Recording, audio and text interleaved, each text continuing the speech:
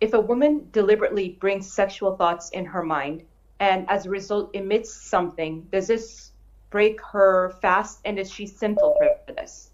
Okay. First question, a man or a woman who fantasize sexual thoughts. Now, scholars have differed. Schools of thought said that he's sinful all the way because he's bringing these thoughts to himself.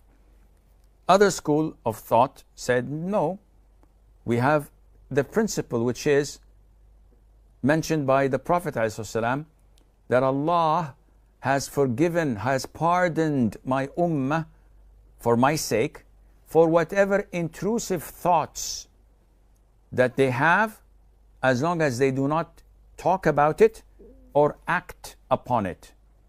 This means that if a person is sitting and he fantasizes, or he thinks of his boss and he says, I wish I can smack him in the face and beat the heck out of him. If he sees a woman that is a gorgeous, beautiful woman crossing the streets and he looks at her, he's sinful for this first gaze. But if thoughts go into his mind and he doesn't talk about it and he doesn't act upon it, he is not sinful for such thoughts, because the Prophet had told us ﷺ that Allah has pardoned our ummah for his sake.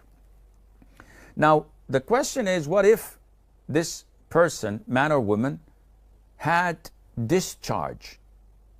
We know that there are different types of discharge that come out of a person's private parts. So for a woman, it's either vaginal discharges, which are 24/7 continuous coming, and the most authentic opinion is that this is pure and does not nullify wudu. It takes the same ruling as sweat.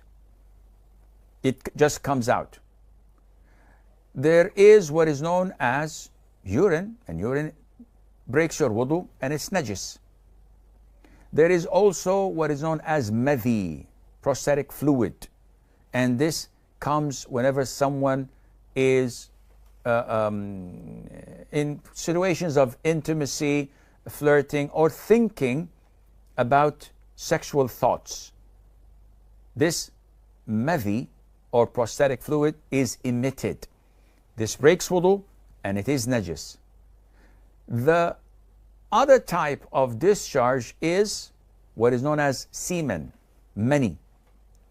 And this is recognized by coming out in a gushing fashion, not stealthily, not slowly, but it comes out in a gushing fashion, accompanied with a feeling of sensation and lust. And this obligates upon the person who ejaculated it to perform a major ritual ghusl, to uplift his major ritual impurity, known as ghusl. And he would be in the state of janaba until he performs that ghusl. So this depends on what type of discharge a woman gets.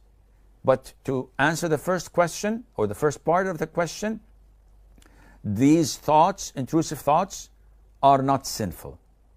Are they recommended, Sheikh? No, of course not. It's best for you to stop it, because Satan may utilize them not in the near future, but later on, when he starts building scenarios in your head. If I did this, if he did this, if she did that, and then it would make one's evil soul look up to it and say, when would that happen? So this is definitely not a good thing to do.